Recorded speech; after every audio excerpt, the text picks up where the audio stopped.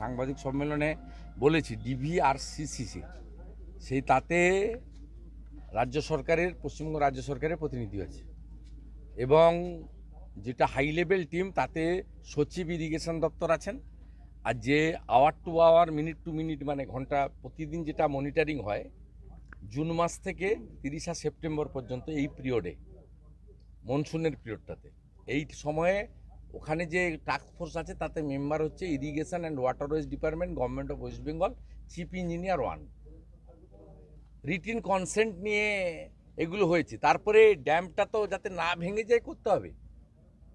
আপনি পশ্চিমবাংলাকে আমি আপনাকে বলছি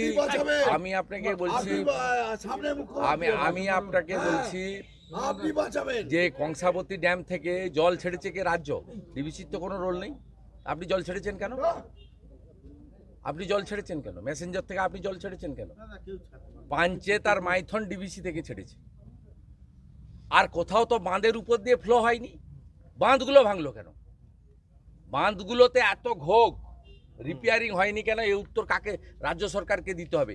যদি বাঁধের উপরে ওভারফ্লো হতো তাহলে ডিবিসির অতিরিক্ত জল নিশ্চিতভাবে একটা ফ্যাক্টর, কিন্তু এখানে বাঁধগুলোই ভেঙেছে। বাঁধগুলো সব কমজোর বাঁধ। তার কারণ হচ্ছে 2022 সাল থেকে কোনো বাঁধ রক্ষণাবেক্ষণ হয়নি। আর আমি উল্টে প্রশ্ন করতে চাই, নিম্ন দামোদর যেটা আমাদের গলসি থেকে জামালপুর হয়ে পুরো এই দিকটা হয়ে আপনার সোনামুখী বাঁকুড়া হয়ে উদয়নারায়ণপুর আমতা গিয়ে শেষ হয়েছে, এই যে লোয়ার দামোদর বেসিন এলাকা, এর জন্য ভারত সরকার গ্যারেন্টি থেকে 5% টাকা ভারত সরকার দিয়ে 5400 কোটি টাকা ওয়ার্ল্ড ব্যাংক দিয়েছে। তার 4000 কোটি টাকায় খাল খনন, নিকাশি খাল আরামবাগ খাল থেকে শুরু করে আরামবাগ ক্যানেল থেকে শুরু করে মুন্ডেশ্বরী এবং লোয়ার দামোদর বেসিন এলাকা পুরো খনন কার্য করেছে গত 3 বছরে। 4000 কোটি টাকা ইউটিলাইজেশন দেখিয়েছে এই সরকার। টাকাগুলো কোথায় গেল? সকালবেলা একটা বাচ্চা মারা গেছে, এখানে 5 হয়ে গেছে, ওখানে পুরসুরা 3 হয়ে গেছে, 8 হয়ে গেছে। ভয়ঙ্কর অবস্থা। মানুষের জীবনই, সরকার নেই, মাইকিং নেই, সব গর্ত জল সমান হয়ে গেছে। লোক বুঝতেও পারছে না কোথায় গর্ত আর কোথায় জল। কোনো ভূমিকা নেই। কোথাও রান্না করা খাওয়ার বিতরণ চোখে পড়বে না, শুকনো খাওয়ার বিতরণ চোখে পড়বে না, ব্লিচিং ফিনাইল দিয়ে জনস্বাস্থ্য সুরক্ষা চোখে পড়বে না, পানীয় জলের পাউচটা পর্যন্ত নেই। আমি কলকাতা ফিরে 5 লিটারের জার যতটা পারি আমার সাধ্য মতো তৈরি করে পাঠাচ্ছি। আজকে একজন বন্যা দুর্গত শ্যামপুর পঞ্চায়েতে পাউচ আনতে গেছিল জলে, তার জন্য পঞ্চায়েতের প্রধানের ছেলে তাকে মারধর করেছে। কেন? জল আনতে এসছে, পানীয় জল আনতে গেছিল বলে পঞ্চায়েতে মারধর করা হয়েছে। এদের তো ওই উদ্ধত্ত দম্ভ অহংকার আছে। যাক, আমরা সাধ্য মতো আমাদের ক্ষমতা অনুযায়ী করছি। প্রথম দিন থেকে এমএলএ পড়ে আছে, দিন রাত জেগে পড়ে আছে। আমরা ইতিমধ্যে এখানে প্রায় এমএলএ 1000 তারপলিন কিনেছেন, আমি 800 পাঠিয়েছি। 1800 তারপলিন আমাদের পক্ষ থেকে 2000 তারপলিন বিতরণ করা হয়েছে সরকারি ছাড়া। খাওয়ারের প্যাকেট প্রায় 5-6000, চিড়ের প্যাকেট, গুড়ের প্যাকেট বিতরণ হয়েছে। আজকেও প্রায় আমরা 2000 খাওয়ারের প্যাকেট এখানে দিয়ে গেলাম।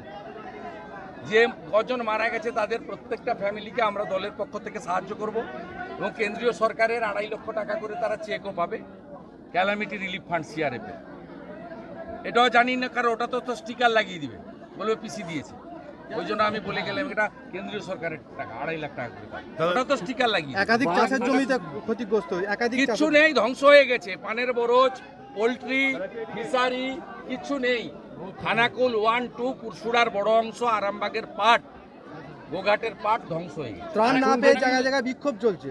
ত্রাণ না পেয়ে বিক্ষোভ করে সাধারণ লোক কি করে পাশে দাঁড়াতে হবে। আমি আপনাদের মাধ্যমে ভারত সেবাশ্রম সংঘ, রামকৃষ্ণ মিশন, বিভিন্ন এনজিও, বিভিন্ন অনেক সহৃদয় ব্যক্তিরা আছেন কলকাতাতে, অনেক বড় বড় সোসাইটি আছে সেবা কার্য করে, রোটারি, লায়ন্স, রেড ক্রস, তাদেরকে বলবো আপনারা অবিলম্বে পুরসুরা, খানাকুল 1-2, আরামবাগের মলয়পুর থেকে শুরু করে এই এলাকাতে অবিলম্বে এসে আপনারা একটু সহযোগিতা করুন। সবাই মিলে করলে হয়ে যাবে। সাধারণ মানুষের দাবি আছে, বড় বড় নদী, প্রত্যেকটা নদীরই বাঁধ ভেঙেছে। এই বাঁধগুলো কখনোই কোনোভাবে নির্মাণ করা হয় না।